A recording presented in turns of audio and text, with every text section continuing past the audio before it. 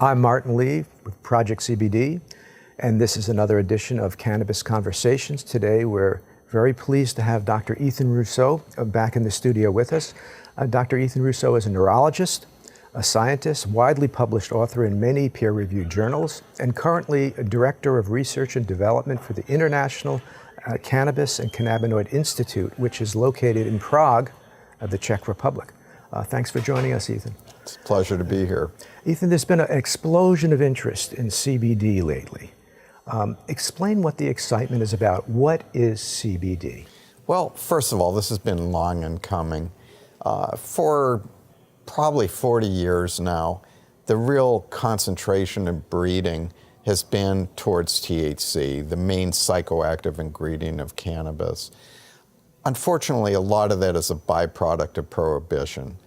The market was driven by people in the recreational sphere that were looking for escape or sometimes medical use.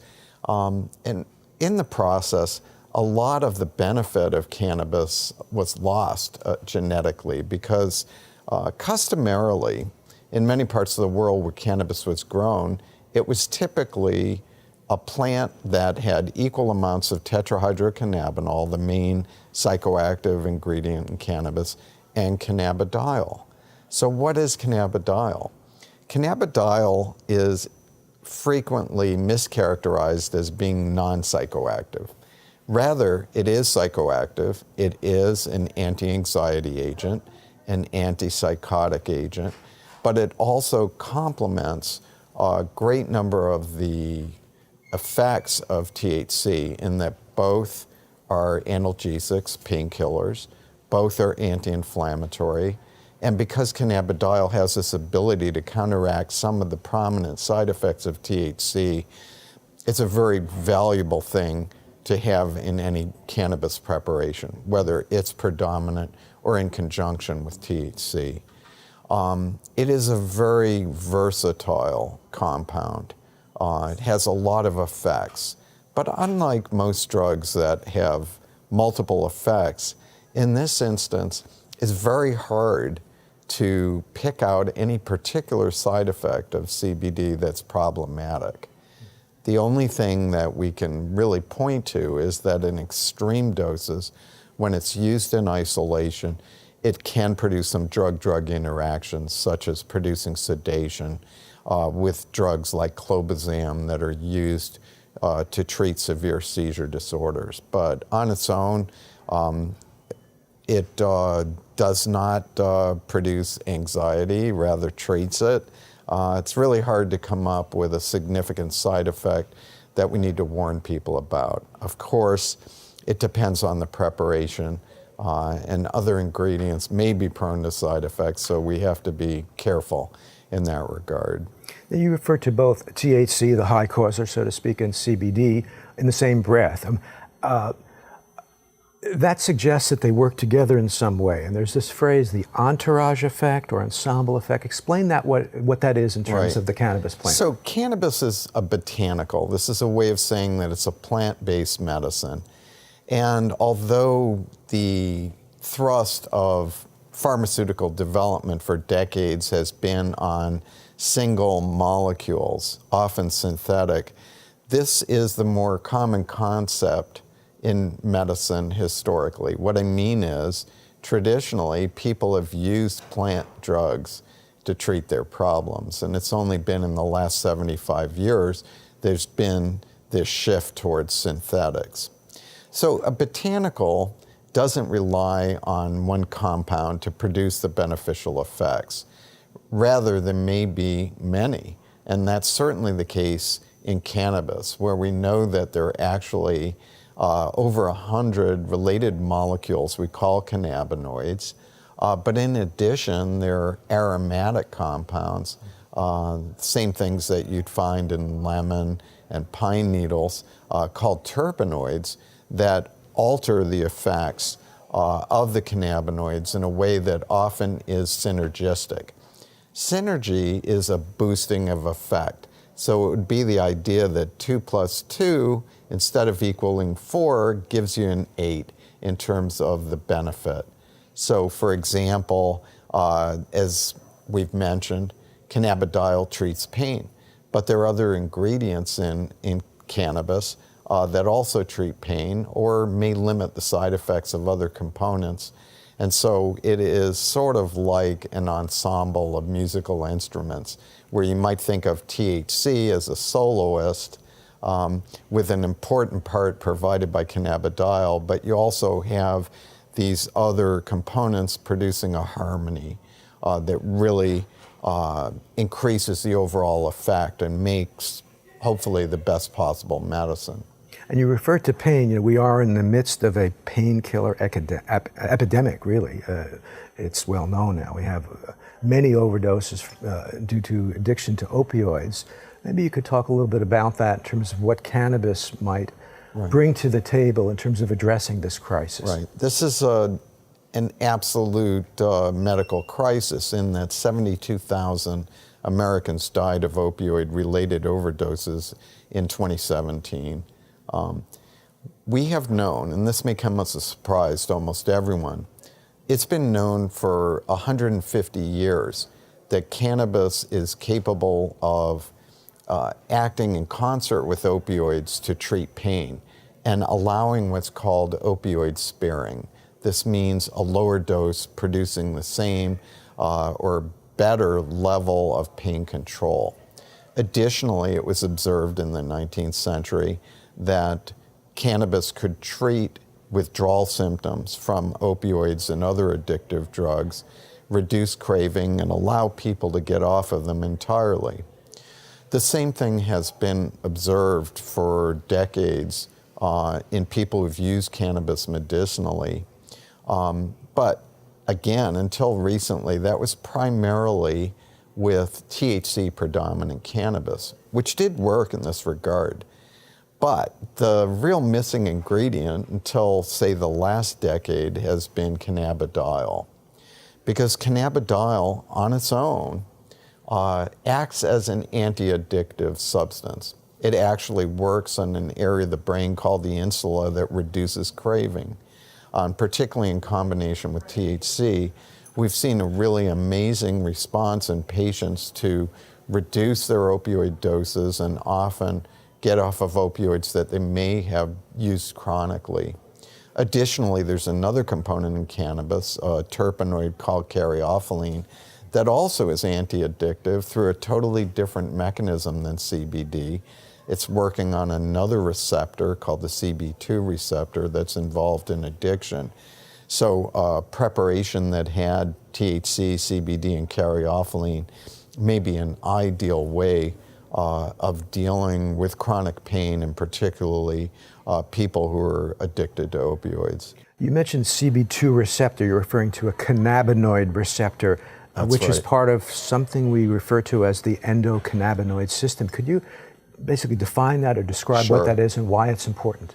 Okay, so we have this thing in our bodies, and all mammals and a lot of lower animals, anything that has a spinal cord basically has an endocannabinoid system.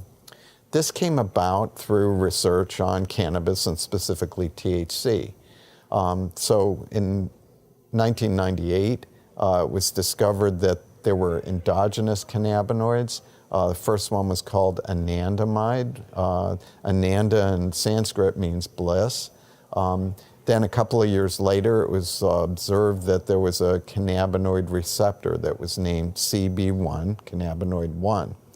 Very shortly thereafter, a second receptor, a non-psychoactive receptor called CB2, was discovered that is involved in inflammatory responses, pain control, and limiting fibrosis, the buildup of scar tissue in the body. So THC works on CB1 and CB2. Caryophyllene works just on CB2 with no effect on CB1. So certainly with adequate amounts of it, it has this ability to treat pain, inflammation, and addiction without producing any unwanted psychoactive side effects. And when I say that, I mean anxiety, paranoia, the things that we associate with a situation where someone has too much THC. And what about CBD? Does it also bind or activate these receptors that you refer to, or how does it work? Well, that's really interesting, a little complicated. So CBD does not bind directly to the regular sites on either CB1 or CB2. On CB1, it does bind to another site called the allosteric site. Allo means other. When it does bind to this allosteric receptor, it produces what's called a negative modulation. Functionally, what this means is when CBD is present, it's a little harder for THC to bind to the CB1 receptor. Now that really would make it sound like it's going to interfere with the benefits of THC on pain and other conditions, but that's not what we see. What we see, though, when CBD is combined with THC is a blunting of the peak high. If someone smoked material with both THC and CBD, they're not going to get quite as high as they would with THC alone. But much more importantly, the effect is prolonged. And in medical settings, this is very important because it allows people to, say, dose with an oral preparation perhaps 2 or 3 times a day, as opposed to smoking medicine where they might have to utilize it every 2 to 3 hours because of a higher peak and peaks and valleys of activity rather than a smoother contour of effect, which is much preferable in a medical setting. I have lots of questions I'd love to ask, but I think we have time for one more. I believe in the Ayurvedic Indian medical tradition, and traditional Chinese medicine, there's an emphasis on the gut, the idea that sort of health is rooted in the gut. And we hear a lot these days the buzzword about the microbiome, the bacteria, beneficial or otherwise, in the gut and the role that that plays in terms of health. Does the endocannabinoid system play into this at all, and if so, how? Well, yes, it does in a very important way. There's been some very interesting work done recently that shows that the microbiome, which is a collection of natural bacteria in the gut, has a great deal to do with our health overall. Whether someone has problems with inflammation or not, it provides neurotransmitters that go to the brain, affects our mood in a very key way. It's very involved in autoimmune diseases. What it was found is that THC actually stimulates production of some of the more beneficial bacteria and suppresses the disease-causing bacteria like Clostridia that produces severe diarrhea syndrome. That's THC in particular does that. That's right. And CBD, do they know how it plays into it, or? We've got a little less knowledge yet. However, there seems to be a key role for the microbiome or gut bacteria in endocannabinoid tone. Endocannabinoid tone is a function of how many receptors, say CB1 receptors, are active in the brain, the amount of the endocannabinoids like anandamide and 2-arachidonoglycerol, and also the function of the enzymes that make these substances and break them down. So it's a very important concept. We can define it. Right now, we don't have good methods of measuring it. We can do serum levels of endocannabinoids in the blood, but it might not reflect what's going on in the brain. And today, I'm afraid we don't have a scan of the brain yet to show the activity of the receptors. But these are research projects that hopefully are going to give us better diagnostics in the future. The implication is that, I mean, maybe it's so obvious we don't have to say it, but our diet is key to our health, and that the endocannabinoid system mediates that, whether for good or ill in some way. Is that? Well, yeah, that's absolutely right. And this is one reason you see a lot of emphasis now. People may see ads on TV for what are called probiotics. Mm-hmm. This is a way of taking a supplement by mouth that's going to provide, hopefully, more of these beneficial bacteria. But those beneficial bacteria need something to eat. And it isn't always what we have in the American diet. The American diet, I'm afraid, with a lot of fried food and carbohydrates, upsets the balance of the bacteria in the gut and favors production of inflammation.